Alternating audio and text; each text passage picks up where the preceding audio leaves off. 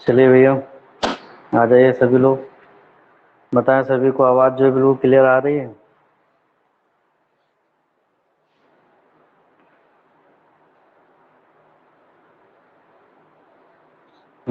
आवाज़ जो है क्लियर है कि नहीं?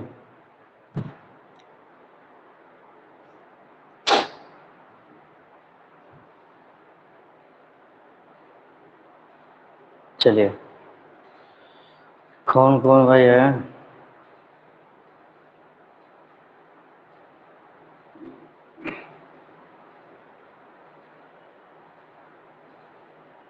चलो,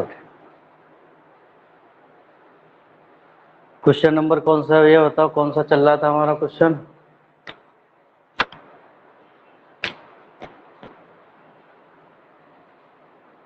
आठवां है ना?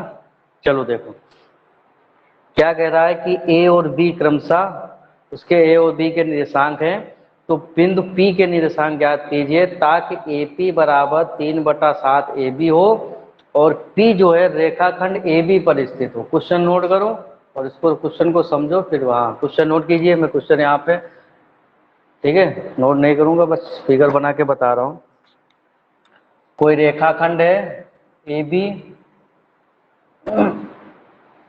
ठीक, ए के निर्देशांक दिए हुए हैं हमारे -2 का -2 है। बी के क्या दिए हैं कोऑर्डिनेट भैया? 2 का -4 इन्हें दिए हुए हैं। तो पी के निर्देशांक ज्ञात करना है और पी जो है रेखाखंड ए बी पर है। मान लो ए बी पर यहाँ पे बिंदु पी है, ठीक है। इसके निर्देशांक हमको भैया ज्ञात करने हैं। क्या करना है? इसके निर्देशांक ज्ञात करना है और साथ में ये दिया हुआ है कि ए पी बराबर जो है हमारा 3/7 ए बी, इतना दिया हुआ है। इतना दिया है कि नहीं? हाँ, चलिए देखिए, तो जरा ये देखिए, ध्यान दीजिए कि जो P बिंदु है हमारा रेखाखंड पर है, रेखाखंड पे है कि नहीं? और इस रेखाखंड को क्या कर रहा है भैया? आंतरिक रूप से विभाजन कर रहा है। अंतर विभाजन कर रहा है क्योंकि रेखाखंड के अंदर कर रहा है। अब यहाँ से x1 y1 x2 y2 तो पता है। अगर हम अनुपात निकाल लें, क्या निकाल लें भाई? अनुपात हमको पता हो जाए, यानी यहाँ से यहाँ तक का क्या हो जाएगा? m1 हो जाएगा अनुपात, यहाँ से यहाँ तक m2 हो जाएगा, ठीक है। तो m1 m2 अगर हमको पता हो जाए तो हम इस विभाजन बिंदु के जो P बिंदु है उसके निर्देशांक हम निकाल सकते हैं। निकाल सकते हो कि नहीं? निकाल सकते हो भाई? हाँ, निकाल सकते हो, ठीक है। P बिंदु के जो है निर्देशांक हम निकाल सकते हैं। तो अब अनुपात हम कहाँ से लाएंगे? तो देखिए, उसके लिए कुछ दिया हुआ है यहाँ पे। क्या दिया? AP। AP मतलब यहाँ से यहाँ तक बराबर क्या है? 3/7 AB, ठीक है। ये पूरी रेखाखंड दिया है। तो देखिए, अगर हम इसको AB को नीचे ले आए, यहाँ से अगर अनुपात निकालें, AP मतलब क्या है? m1 हो गया हमको अनुपात, और यहाँ पर हमको PB चाहिए, लेकिन दिया हुआ क्या है? हमारा AB दिया है। तो इसको जो हम नीचे लाएंगे, AP/AB बराबर ये क्या होगा हमारा? 3/7। ऐसे हो सकता है कि नहीं? मतलब AP बराबर कितना हो जाएगा? 3, और AB बराबर कितना हो जाएगा? 7। यानी पूरा जो रेखाखंड है, मान लो यहाँ से यहाँ तक हो गया 7 और ये यहाँ से यहाँ तक हो गया 3, तो ये कितना भैया बचा? ये कितना बचा बताओ? आवाज नहीं आ रही है? अभी तक कहाँ थे भाई? आवाज नहीं आ रही है क्या?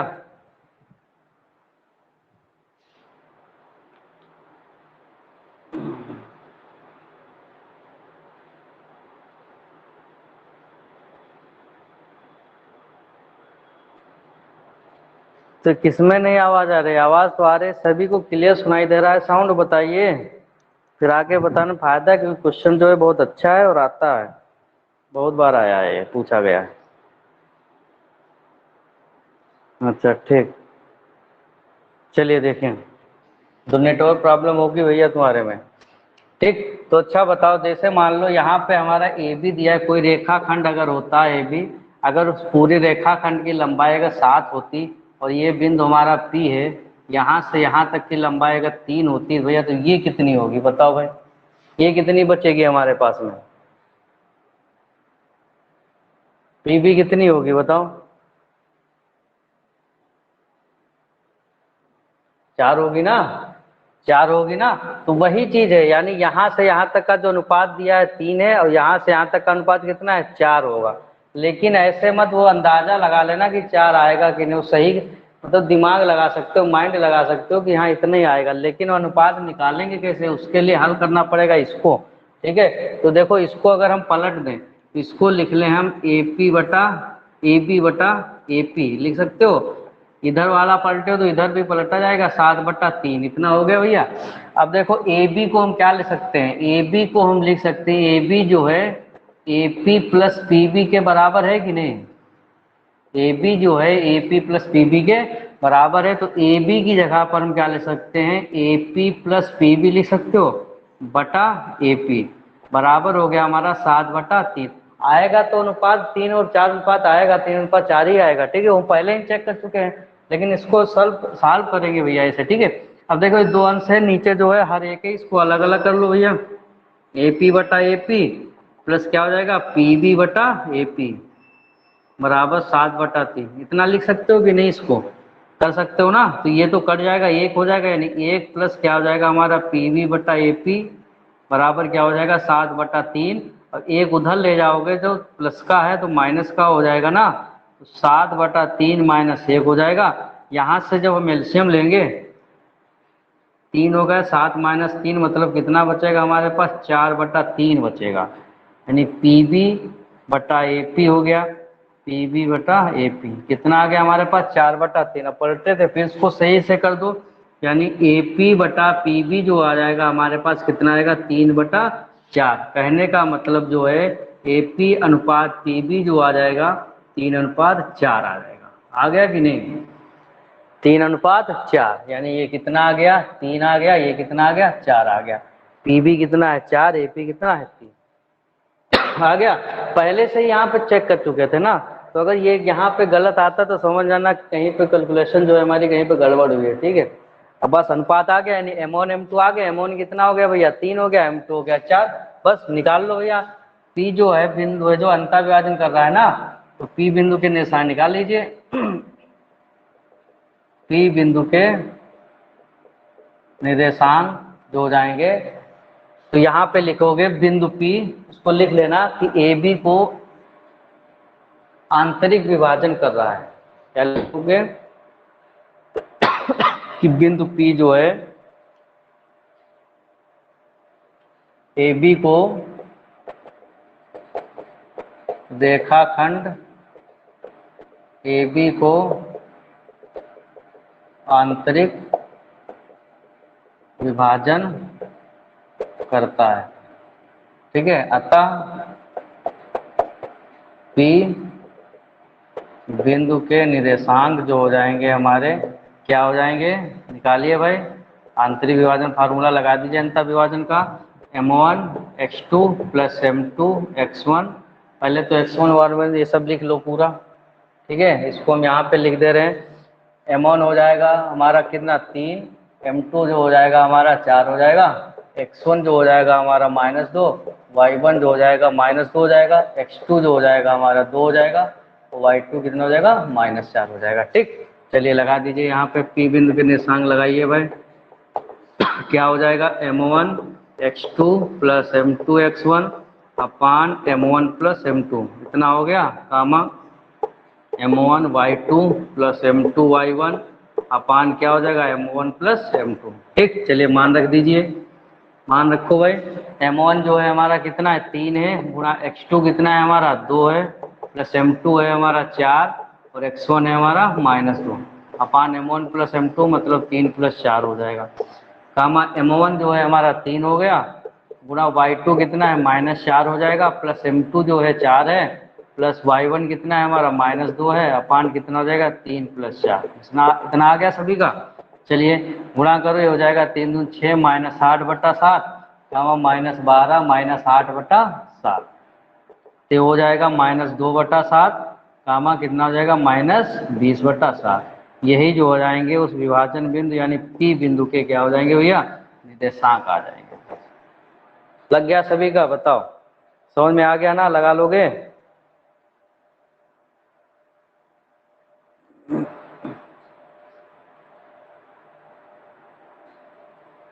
लग जाएंगे, समझे कि नहीं? कर लोगे ना? अनुपात बस पता हो जाए बस। और अनुपात जो है वो के अनुपात 1 मान के मत लगाना यहाँ। यहाँ तो हमको निकालना है, यहाँ पे तो ये रेशियो दिया हुआ था, बस इसी को हल करके अनुपात ही निकालना है। ठीक है, दिमाग में रखना थोड़ा। चलो नोट कर लीजिए।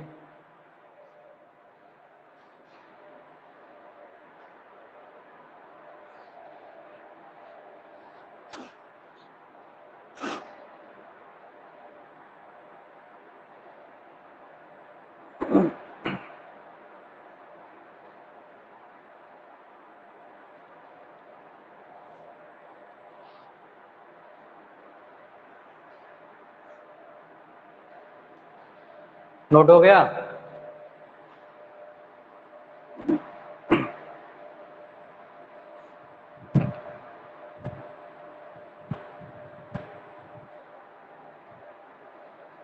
चलो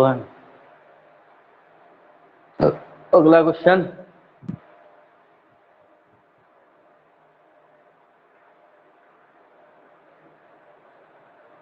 अच्छा, बस इतने लोग हैं, इतने लोग पढ़ो, बहुत अच्छा है। बाकी जो आते हैं एक दिन आए 2 दिन गायब, फिर एक दिन आ गए फिर गायब हो गए, ठीक है, उनको ठीक है, उनके लिए जो है हमारे पास सोल्यूशन है। ठीक, चलो अगला क्वेश्चन। अगला क्वेश्चन जो है, बिंदुओं ए और बी को जोड़ने वाले रेखांक को 4 बराबर भागों में बांट रहा है। कितने भागों में? 4। तो शिवांग जरा बताइए, 4 भागों में बांटने के लिए किसी रेखाखंड पर कितने बिंदु होने चाहिए? बताओ भाई।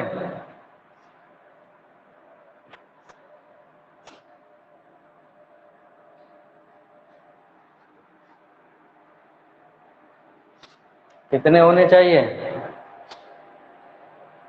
3 होंगे। कितने होंगे? 3। यानी जब किसी रेखाखंड को 4 भागों में बांटना है तो उस पे भैया बिंदु हमको कितने रखने होंगे? 4 होने चाहिए। कौन सा? क्वेश्चन नंबर 9 है। चलिए नोट कर लीजिए। एक रेखाखंड हो गया ए बी, एक रेखाखंड हो गया ए हो गया, ए बी हो गया ना। ए के निर्देशांक है -2, 2 और बी के जो निर्देशांक दिए हुए हैं 2, 8। इसको जो है 4 बराबर भागों में बांटना है। वैसे सम त्रिभाजित वगैरह जो थे क्वेश्चन किए थे ना सब लोगों ने, किए थे ना, तो बस वैसे ही सेम बिल्कुल है।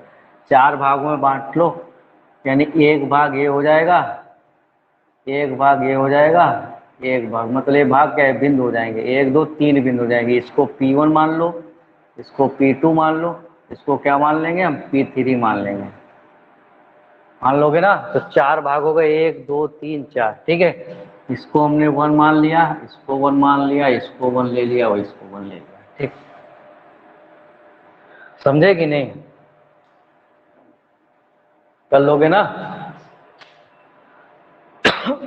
अच्छा देखो जरा,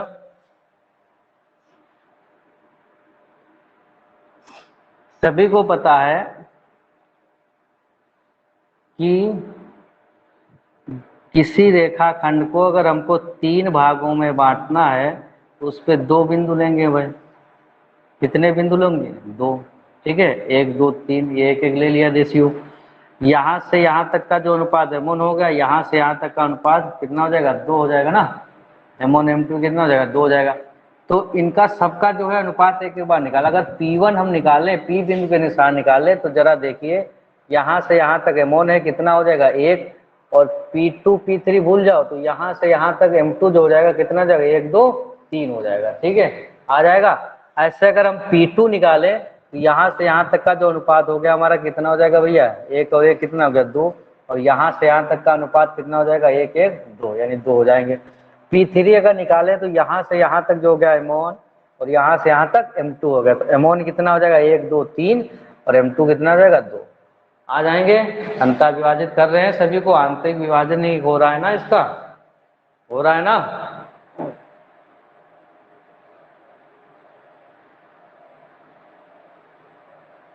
हो रहा है ना? कौन सा हो रहा है भैया? आंतरिक विभाजन हो रहा है, अंतर विभाजन कर रहे हैं कि नहीं, बस फार्मूला लगा देना, अनुपात पता हो गया है, x1 y1 x2 y2 ये भी सब पता है, भुज कोट। चलिए निकालना शुरू करो।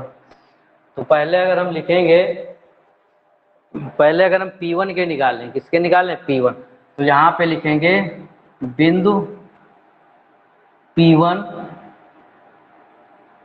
रेखाखंड AB को यहाँ से यहाँ तक का अनुपात 1 हो जाएगा, और यहाँ से यहाँ तक का अनुपात M2 जो होगा कितना होगा, 1 2 3, यानी 1:3 के अनुपात में आंतरिक विभाजन करता है। क्या लिख दोगे, आंतरिक विभाजन करता है, ठीक है, विभाजित करता है, आंतरिक तो है ही वो, यहाँ पे लिख देना विभाजित करता है, ठीक। कितना हो गया, अब यहाँ पे लिख लेना भैया, x1 जो हो जाएगा हमारा -2 हो जाएगा, y1 जो हो जाएगा 2, x2 जो हो जाएगा हमारा 2 हो जाएगा, y2 कितना हो जाएगा 8, और m1 जो हो जाएगा हमारा कितना हो जाएगा 1, और m2 जो हो जाएगा हमारा 3 हो जाएगा, ठीक। ये भाषा जो है सभी में लिखनी होगी, लेकिन हम एक एक में लिख दिए और सीधे हम रखेंगे, ठीक है, क्योंकि यहाँ पे स्पेस जो कम है, और सभी लोग जो है पूरी भाषा लिखना। लगाइए, अतः P बिंदु के निर्देशांक, अब P बिंदु के निर्देशांक निकाल लीजिए, अंतर विभाजन का फार्मूला लगा दो, क्या हो जाएगा हमारा, P नहीं P1 है, ठीक है, P1 के निर्देशांक निकाल लोगे, x, y बराबर लिख देना, क्या हो जाएगा m1 x2 plus m2 x1 अपान m1 प्लस m2, इतना हो गया, कामा m1 y2 plus m2 y1 अपान क्या हो जाएगा m1 प्लस m2, ठीक, इतना हो गया। चलिए लगाइए, m1 कितना हो गया हमारा 1 हो गया भैया, गुणा x2 कितना है, x2 हमारा 2 है, प्लस m2 है 3, गुणा x1 है -2, बटा m1 प्लस m2 मतलब 1 + 3 हो जाएगा, ठीक। ऐसे ही m1 जो है हमारा 1 हो गया, y2 कितना हो जाएगा 8 हो जाएगा, प्लस m2 जो है 3 हो जाएगा, y1 कितना हो जाएगा 2 हो जाएगा, बटा 1 + 3, इतना सभी का हो गया। चलिए इसको जब हम आगे हल करेंगे तो हो जाएगा 2 - 6/4, कामा ये कितना हो जाएगा 8 + 6/4, ये हो जाएगा -4/4, ये होगा ना, कितना हो जाएगा भैया -4/4, कामा 8 6 14 हो जाएगा, बटा 4, ये कट रहा है, कितना आ जा रहा है 1 आ रहा है, ये 2 से काटोगे 2 7 14, 2 दूनी 4, यानी कितना आ जाएगा -1, 7/2 आ गया। P1 के जो निर्देशांक आ गए हमारे वो कितने आ गए भैया -1, 7/2 आ गए ना, ठीक। अब ऐसे जो है हम P2 के निकाल लेंगे भाई, P2 निकालोगे सभी लोग, चलिए यहाँ पर हम P2 के निकाल देते हैं, उसी में भी लैंग्वेज लिखना भाई, करते जाओ सभी लोग, भाषा लिख लेना कि बिंदु P2 जो है रेखाखंड AB को 2:2 के अनुपात में, क्योंकि यहाँ से यहाँ तक का अनुपात m1 हो जाएगा 1:2, और यहाँ से यहाँ तक का भी अनुपात m2 हो जाएगा 1:2, 2:2 में विभाजित करता है, ठीक है। तो यहाँ पे अतः P2 के निर्देशांक क्या हो जाएंगे, हम यहाँ पे सीधे लिख दे रहे, x1 है हमारा -2, y1 है 2, x2 जो हो जाएगा हमारा 2 हो जाएगा, y2 कितना हो जाएगा 8 हो जाएगा, और m1 कितना हो जाएगा 2, और m2 भी कितना हो जाएगा 2। अतः P2 बिंदु के निर्देशांक, यहाँ पे लैंग्वेज जो है लिख लेना पूरी, ठीक है, लिखी होनी चाहिए। P2 के निर्देशांक निकाल लीजिए भाई, m1 x2 plus m2 x1 अपान क्या हो गया m1 प्लस m2, कामा m1 y2 plus m2 y1 अपान m1 प्लस m2। चलिए मान रखिए, m1 कितना है हमारा 2 है, गुणा x2 है हमारा 2, प्लस m2 भी 2 है, गुणा x1 है -2, बटा 2 + 2, इतना होगा, कामा m1 है 2 है, गुणा y2 है हमारा 8, प्लस m2 जो है हमारा ये भी 2 है, गुणा y1 है 2, बटा जो हो जाएगा हमारा 2 + 2 हो जाएगा, ठीक। इसको आगे हल कर लें तो ये हो जाएगा हमारा 4 - 4/4, ठीक, कामा 8 16 + 4/4, इसको जब हल करेंगे अच्छा जरा ध्यान देना, बहुत से बच्चे क्या करेंगे जल्दी के चक्कर में इसको इसको काट देंगे। ठीक है, कुछ बच्चे क्या करते हैं इसको ऐसे इसको इसको काट दिया। अरे भैया इसको काट दिया तो इसका हर कहाँ गया, इसके साथ कोई दुश्मनी है उसका ले गया, ऐसे नहीं काट सकते हो। बहुत से बच्चों में हमने ये गलती देखी, समझे। ऊपर पहले इसको घटाओगे तो कितना होगा, 0/4 हो जाएगा, कामा ये हो जाएगा 20/4। अब जीरो को किसी संख्या से भाग करोगे क्या आएगा, 0 आता है। और अगर किसी संख्या को 0 से भाग किया जाता है तब बताओ भाई कितना आता है, बताओ। अगर किसी संख्या को 0 से भाग करोगे तब कितना आएगा, और 0 को किसी संख्या से भाग करते हो तो हमारा 0 ही आएगा, कोई दिक्कत नहीं। ये 4×5 = 20 हो जाएगा, इसको काट लोगे यानी 0,5 आ जाएगा। ये P2 के जो निर्देशांक आ जाएंगे वो भैया आ जाएंगे हमारे 0,5। जरा ये बताओ हाँ कितना आता है। हाँ इनफाइनाइट अनंत आता है। याद रखना यूज होगा त्रिकोणमिति में, समझे कि नहीं। ठीक, चलिए अब इसके आगे जो है, हाँ अब किसके निकालेंगे, P3 के निकाल लो। ठीक है, यहीं पे निकाल देते हैं, पूरी भाषा लिख लेना कि P3 रेखाखंड AB को कितने अनुपात में बांट रहा है, 1 2 3। यहाँ यहाँ हो जाएगा 3 और ये यानी 3:1 के अनुपात में विभाजित करता है ना। तो x1 जो हो जाएगा हमारा -2। अच्छा ये बार बार क्यों लिखे, सभी को पता है, M1 M2 लिख दे रहे हैं, हालांकि सभी लोग लिखोगे, हम लिख दे रहे हैं यहाँ पे M1 M2। M1 हो जाएगा 3 और M2 भी हमारा कितना हो जाएगा, 1 हो जाएगा। ठीक है, ठीक समझ में आया। 1 2 3 यानी 3 हो जाएगा, यहाँ से यहाँ तक M1, यहाँ से वहाँ तक M2। चलिए P3 के निकालना है ना हमको, निकालिए भाई, पूरी भाषा लिखना हर बिंदु पे। क्या होता है भैया, M1 x2 + M2 x1, formula लगा दो, M1 + M2।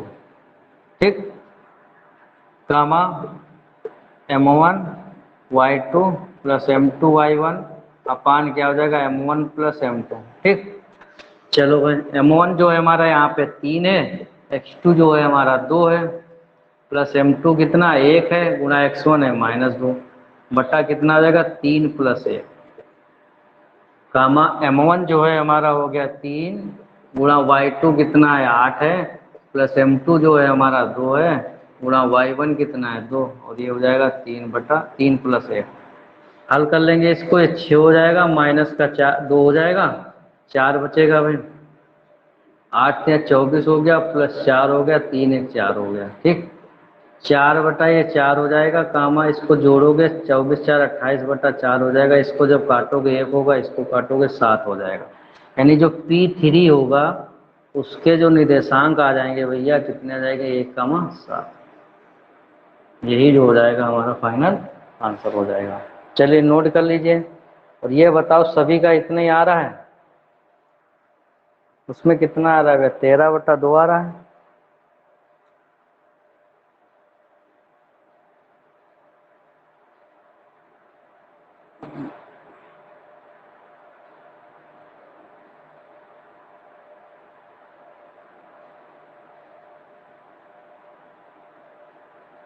अच्छा, यहाँ पे M2 जो है 1 है, यहाँ पर 1 है भैया। ठीक है, इसको हमने 2 रख दिया है, कोई बात नहीं। यहाँ पे M2 कितना 1 है। ठीक, तो ये 2 1 कम 2 हो जाएगा, और इसको जो हम जोड़ेंगे कितना हो जाएगा 26 और 26/4, यानी ये हो जाएगा हमारा 26/4।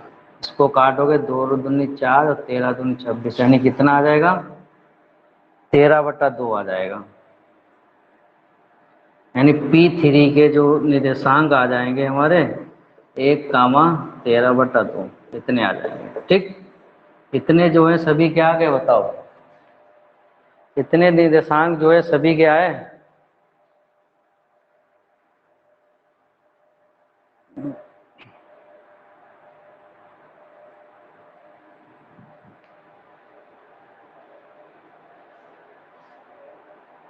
ठीक है। चलिए नोट कर लीजिए, नोट कर लो भाई। अच्छा इसको एक और तरीके से लगा सकते थे, मध्य में 4 भागों में बांट बांट दिया ना इसने, यानी P2 जो हो जाएगा AB का मध्य बिंदु, ऐसे भी लगा सकते थे। P2 AB का मध्य बिंदु करते तो मध्य बिंदु के निर्देशांक x1 प्लस x2/2 है, तो यानी इसको जोड़ते बटा 2 करते 0 आ जाता, 0,5 आ जाता। ठीक, अब P1 जो है किसका मध्य बिंदु था, A, और P2 का था, फिर इसमें निकाल लेते। P3 जो था P2 और B का मध्य बिंदु था, इससे निकाल लेते। ठीक, तो चाहे वैसे निकालो चाहे अनुपात से निकालो, कोई दिक्कत नहीं है। समझ में आ रहा है कि नहीं? ठीक है, आना चाहिए बस। लग गया ना सभी का? नोट हो गया भैया?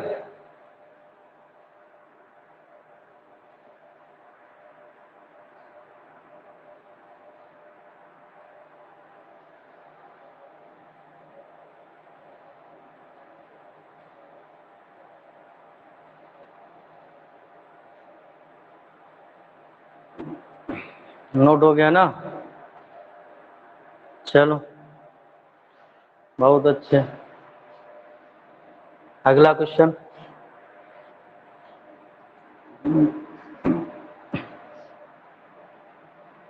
अगला क्वेश्चन भैया, क्वेश्चन नंबर 10।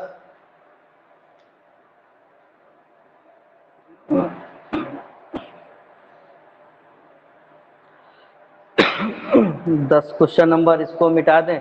सभी का नोट हो गया? बताओ भाई। अभी बस एक का ही नोट हो पाया वैशाली का, और कोई नहीं बता रहा है। अच्छा, नोट हो गया। चलो अगला क्वेश्चन नोट करो।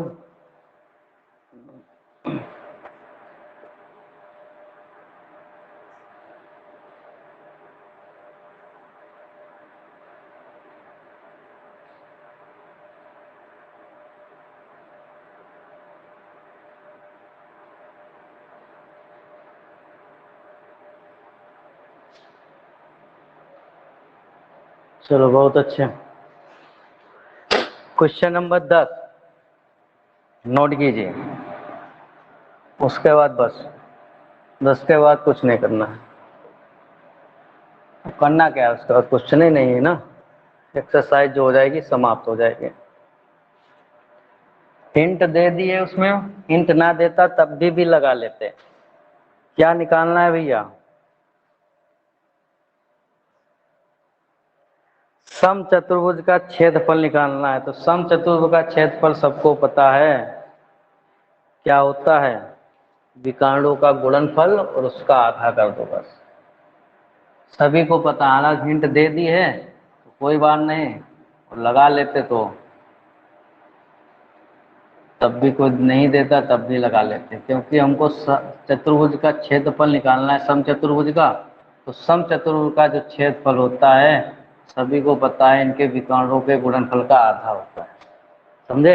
अब ए के निर्देशांक क्रम से लेना, ये हो जाएंगे हमारे 3,0, ये हो जाएगा हमारा 4,5, और सी के हो जाएंगे -1,4, और डी के जो हो जाएंगे हमारे -2,1, -2 का माइनस है। ठीक, अब ये सम चतुर्भुज है, इसका जो क्षेत्रफल है उसको निकालना है। सभी को पता है सम चतुर्भुज का क्षेत्रफल जो होता है वो क्या होगा भैया, इनके विकर्णों का गुणनफल और उसका क्या कर देना है, आधा होता है। तो विकर्णों का गुणनफल का मतलब है विकर्ण की पहले तो लंबाई निकालनी पड़ती है। अब निर्देशांक ज्यामिति में किसी रेखाखंड की लंबाई का मतलब क्या होता है, उनके दो बिंदुओं के बीच की दूरी होता है ना।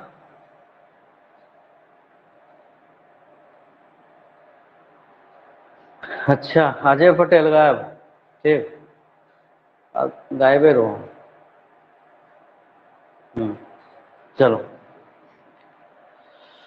क्या होता है भैया, निर्देशांक ज्यामिति में अगर किसी भी रेखाखंड की लंबाई निकालना है तो उसका सीधा मतलब ये होता है कि दो बिंदुओं के बीच की दूरी जो होती है वो उस रेखाखंड की लंबाई होती है। तो विकर्ण की लंबाई निकालने के लिए हमको क्या करना पड़ेगा, एक एसी विकर्ण है एक बीडी विकर्ण है, इनकी लंबाई निकालनी पड़ेगी। कौन से फार्मूला से? दो बिंदुओं के बीच की दूरी। ठीक है, तो चलो हम एसी पहले निकाल लेते हैं। ये ए है, ये सी है। ए के निर्देशांक हो गए हमारे 3,0, सी के हो जाएंगे -1,4। ठीक है, चलिए निकालिए। ये हो गया x1 बराबर 3, y1 जो हो जाएगा 0, x2 बराबर हो जाएगा -1, y2 हो जाएगा 4। तो ए सी निकालो, दो बिंदु के बीच की दूरी x2 माइनस x1 माइनस एक माइनस तीन का स्क्वायर हो जाएगा whole square plus y2 minus y1 का होल स्क्वायर। तो ये हो जाएगा हमारा माइनस 4 का स्क्वायर प्लस कितना हो जाएगा 4 का स्क्वायर। 4 का स्क्वायर 16 करोगे, ये भी 4 का स्क्वायर कितना हो जाएगा 16 हो जाएगा। अब इसको जो हम जोड़ेंगे कितना आ जाएगा 32 आ जाएगा। इतने रखो, ठीक है। अभी इसके फैक्टर मत करो, क्यों? क्योंकि अभी गुणनफल है ना उनका। तो जो गुणनफल में अगर अंडर रूट 32 गुणा उसमें भी अगर 32 आ गया तब तो बढ़िया है भैया, ठीक है। तो हमारा आसान हो जाएगा, ठीक। इकाई इतना लिख लो, यानी ए सी जो आ गई कितनी आ गई √32 आ गया, ठीक है। अब ऐसे कौन सा विकर्ण निकालना है, बी डी। बी डी निकाल लीजिए, इधर निकाल दे रहे हैं। ये बी हो गया, ये क्या हो गया डी। बी के लिए सांगे 4,5 और डी के जो है हमारे -2 -1, ठीक है। ये हो गया x1 बराबर 4 हो गया, y1 बराबर 5 हो गया, x2 जो हो जाएगा -2, y2 कितना हो जाएगा -1 हो जाएगा। इतना हो जाएगा भाई। चलिए निकालिए, बी डी निकालो। x2 माइनस x1, ठीक, प्लस y2 माइनस y1। तो ये हो जाएगा हमारा कितना हो जाएगा -8 हो जाएगा का स्क्वायर और प्लस ये कितना हो जाएगा -6 का स्क्वायर। 8 का वर्ग कितना हो गया 64 प्लस 6 का 36 हो जाएगा, कितना हो जाएगा 100 और इसका वर्गमूल लोगे तो 10 आ जाएगा। ये तो पूर्ण वर्ग है ही, ठीक। बी डी भैया इतना आ गया हमारा, आ गया सभी का, ठीक है। इतने आया है, देख लो। x1 y1 x2 y2, x2 minus x1 और y2 माइनस y1। 4 और 2 6 होगा, यहाँ पे गलत हो गया। 4 और 2 कितना हो जाएगा 6। अभी कह रहे थे देख लो, 6 कितना हो जाएगा 36 हो जाएगा। 36 और 36 जोड़ोगे कितना हो जाएगा भैया 72 हो जाएगा कि नहीं। इकाई कितना आ गया, बी डी जो है √72, ठीक। इतना सभी का आ गया ना। चलिए निकालिए सम चतुर्भुज का क्षेत्र, फार्मूला लगा दो। सम चतुर्भुज का तो क्षेत्रफल होता है, क्या होता है 1/2 गुणा विकर्णों का गुणनफल। तो 1/2 विकर्ण जो है हमारे क्या है AC यानी √32 गुणा √72। चलो अब अगर हो सकता है यहाँ फैक्टर कर लो, क्योंकि कर्णी का समान तो है नहीं, होता तो बड़ा आसान हो जाता, ठीक है। कर लोगे ना, फैक्टर करोगे 32 कितना आएगा भैया 8 चौक 32 होता ना, 2 दूनी 4 दूनी 8 दूनी 16 दूनी 32। 2 2 का जोड़ा बनाओगे तो 4√2 हो जाएगा। यहाँ पे हो जाएगा 4√2। 72 करो, 36 गुना 72 होता है और 36 गुणा 2 मतलब ये तो पूर्ण वर्ग होता है, 6√2 हो जाएगा। कितना हो जाएगा 6√2। ये आता है ना करना डायरेक्ट, मतलब आना चाहिए, ऐसे नहीं कि टुकड़ा काटो 2 दूनी 4 फिर 2 के फैक्टर करो। थोड़ा माइंड फास्ट चलना चाहिए भाई। 72 के क्या कर सकते हो, 36 गुना 72 होता है ना, और 36 तो पूर्ण वर्ग होती है, उसका वर्गमूल लोगे तो 6 आ जाएगा। चलिए अब इसकी जब हम गुणा करा दें, अगर 6 चौक कितना हो जाएगा 24 गुणा √2 की गुणा 2 हो जाएगी बटा 2, ये कट गया भैया, कितना गया 24 वर्ग इकाई आ जाएगा। इसका जो क्षेत्र आ जाएगा इसका चतुर्भुज समचतुर्भुज AB CD का क्षेत्रफल कितना आ जाएगा भैया 24 वर्ग इकाई, ठीक है। क्योंकि क्षेत्रफल जो होगा हमेशा वर्ग में निकाला जाता है, याद रखना, ठीक। चलिए नोट कर लीजिए।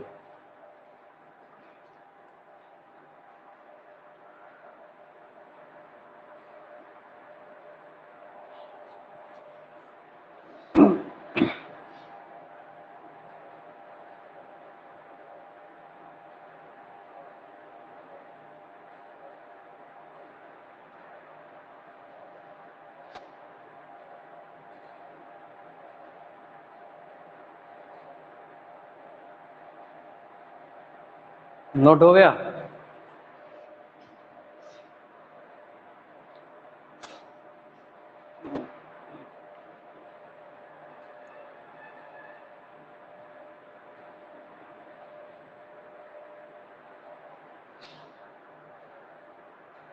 ठीक है, चलिए तो एक्सरसाइज जो हो गए समाप्त हो गए, ये समझ में आ गया ना। अगर यहीं पे फैक्टर करते गुणनखंड कर लेते तब भी कोई दिक्कत नहीं थी, यहाँ पे कर लिया। ठीक है, हो गया ना, सभी को समझ में आ गया। ठीक, चलो देखो एक्सरसाइज जो है ये तो फेयर पे लगानी है इतनी, जो भी है 3 क्वेश्चन। उसके बाद रिवीजन कौन सा चल रहा था भैया हमारा, कल कौन सा हुआ था रिवीजन में, 1 ही हुआ था ना, उसके एग्जाम्पल किए थे शायद। आज जो है 1.1 को एक्सरसाइज ही करनी है। ठीक, 1.1 जो है एक्सरसाइज करना है। ठीक है, और उसके आगे जो है त्रिभुज का क्षेत्रफल निकालना है। ठीक है, उसके लिए एक वीडियो भेज देंगे, उसमें जो कुछ फार्मूला लिख लेना, हालांकि सभी को पता है। ठीक, तो कुछ हम बता भी दे रहे हैं भाई। देखो अभी तक जो है हमने त्रिभुज का क्षेत्रफल निकाले थे छोटे क्लासों से, स्तर बढ़ता जा रहा है ना सभी का। अभी तक क्या निकाले थे, नॉर्मल फार्मूला लगाया था भैया हमने, 1/2 बेस इंटू हाइट, आधार गुणा ऊंचाई बटा 2, बस त्रिभुज क्षेत्रफल निकाल लिया। ये 6, 7, 8 तक यूज किया सब लोगों ने, हालांकि 8 में तो हिंदू का फार्मूला भी आ गया। कक्षा 9 में पहुंचे तब त्रिभुज का क्षेत्रफल हमको निकालने के हुआ, और उसके साथ में हमको क्या दे दिया, भुजाएं दे दी, 3, ये 4, ये 5 दे दिया कि नहीं। अब जब भुजा दी है तो उससे हमको त्रिभुज का क्षेत्रफल निकालना है। पहले आधार ऊंचाई थी तो हमने निकाल लिया था, अब भुजाएं दी थी तब निकालना होता था। सभी लोगों ने लगाया, हीरोन का फार्मूला लगा दिया, अर्ध परिमाप निकाल लिया, बस फार्मूला लगा दिया, निकाल दिया। अब जब है क्लास 10 में पहुंचे हो तब त्रिभुज का क्षेत्रफल हमको निकालना होगा, तो उसके लिए क्या दिए होंगे, निर्देशांक दिए होंगे। शीर्ष होते हैं 3, तो x1 कामा y1 और x2 कामा y2, और इसके हो जाएंगे x3 कामा y2। ठीक, ये निर्देशांक दिए होंगे। ठीक है, अब इसके हमको क्षेत्रफल निकालना है। ठीक है, अभी तक क्या किया था, बेस इंटू हाइट बाई 2 कर दिया था, उसके बाद में हीरोन फार्मूला लगा दिया, मतलब भुजाएं दी थी तब त्रिभुज का क्षेत्रफल निकालना। अब निर्देशांक दिए हैं तब त्रिभुज का क्षेत्रफल कैसे निकाला जाता है, तो उसके लिए जो है नेक्स्ट क्लास में बताया जाएगा। ठीक है, उसके आगे जो इसमें चतुर्भुज भी आएगा कि चतुर्भुज का भी फार्मूला, चतुर्भुज का भी क्षेत्रफल निकालो जब उसके निर्देशांक दी हो। तो चतुर्भुज में भैया 4 शीर्ष और 4 निर्देशांक कोऑर्डिनेट होंगे 4 बिंदुओं के। ठीक है, यानी ये हो जाएगा हमारा x1 कामा y1, ये हो जाएगा x2 कामा y2, और ये हो जाएगा हमारा x3 कामा y3, ये हो जाएगा हमारा x4 कामा y4, हो जाएगा कि नहीं। तब हम क्या करेंगे, तब भैया क्या किया जाता है, देख लो इसको जो है विकर्ण खींच लेना, और ये जो विकर्ण होता है चतुर्भुज को 2 त्रिभुजों में बांट देता है कि नहीं। अब बड़ा आसान हो जाएगा, ये त्रिभुज हो गया, इसका क्षेत्रफल निकाल लो, 3 शीर्ष हो गए, ये त्रिभुज हो गया, इसका क्षेत्रफल निकाल लो, 3 शीर्ष हो गए, और इन दोनों त्रिभुजों को क्षेत्रफल को जब हम जोड़ देंगे तो एक चतुर्भुज के क्षेत्रफल के बराबर हो जाएगा। ठीक है, ये तो एक थोड़ा सा नॉलेज था ना, तो इसके बारे में जो है हम नेक्स्ट क्लास में पढ़ेंगे। तब तक के लिए इतने क्वेश्चन कीजिए, और एक वीडियो भेज देंगे। ठीक है, उसमें जो है उसको फार्मूला जो नोट कर लेना। ठीक, धन्यवाद।